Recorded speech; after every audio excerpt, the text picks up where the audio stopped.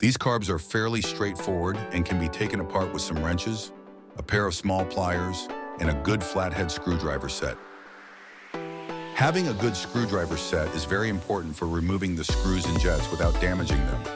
These are often sold as a gunsmithing set and have many different size flat bits. Loosen the screws on the top cover with a wrench and then remove with a screwdriver. Now is also a good time to remove the jets. Be sure to note which jets go where during disassembly. Putting them back in the wrong place will cause the car to not run properly. Unhook the throttle return spring and put it aside. Unscrewing the 6 screws holding the cover in place will allow for the accelerator pump to be disassembled and expose the spring and diaphragm underneath. Although it may be tempting to disconnect the rod by removing the 2 nuts on one end, doing so will change the settings of the accelerator pump and should be avoided. The best way is to remove the cotter pin and 2 small washers and take off the cover and rod together. From here, the removal of the rest of the jets and covers is straightforward. Be careful to not remove or adjust the float height adjustment screw. This is a critical setting on these carburetors and needs to be set up properly. The 2 black knobs are the idle air-fuel mixture adjustment screws.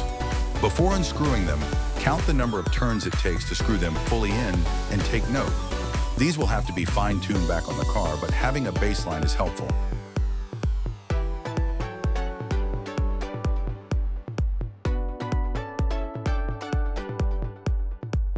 On the top of the carb, I have already removed the float and associated pieces.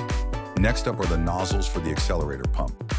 Having the correct size screwdriver is critical as they are fragile and extremely annoying to remove if damaged. The nozzles themselves can be removed by simply pulling them up and out. It's best to grab them by hand as close to the base as possible and give them a sharp pull. The last big pieces are the venturi tubes. Undoing the set screws on the sides will allow these to pull straight out as well. As a note for reassembly, these can be put in upside down, so take note of their placement. If you are unfamiliar with these carbs, it's best to do them one at a time so the other can be used as a reference. And with that, the carb is disassembled for cleaning.